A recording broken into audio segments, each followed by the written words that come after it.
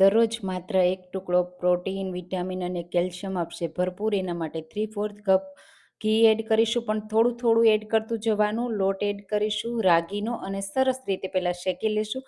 પછી પાછું જરૂર લાગશે ને એટલે થોડું ઘી એડ કરશું. એમ કરીને 3/4 કપ ઘી આપણે એડ કરવાનું છે. સરસ રીતે રાગીના લોટને શેકી લેવાનું, બિલકુલ કાચો ન રહે એ રીતે. પછી 1 કપ બેસન એડ કરીશું, એને પણ શેકી લેશું. અહીંયા પણ જો જરૂર લાગે ને એટલું ઘી એડ કરતું જવાનું. બંને લોટને સરસ રીતે શેકી લેવાના.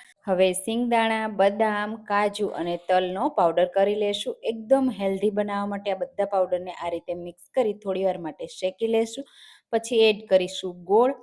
તો 1.5 કપ અહીંયા હું ગોળ એડ કરું છું. સરસ રીતે મિક્સ કરી દેશું. ગોળ મિક્સ થઈ જાય ને એટલે 2 ટેબલસ્પૂન દૂધ એડ કરી થોડી વાર માટે કૂક કરી લેશું અને પ્લેટમાં સેટ કરી દેશું. ઉપરથી ગાર્નિશ કરી દેશું અને 10 મિનિટ માટે ઠંડુ કરી કટ કરી અને મહિનાઓ સુધી ખાઓ. દરરોજ એક ટુકડો પ્રોટીન, વિટામિન, કેલ્શિયમ ભરપૂર આપશે. તો આ રેસીપી કેવી લાગી કમેન્ટમાં ચોક્કસથી કહેજો અને એકવાર ટ્રાય કરજો. Thank you.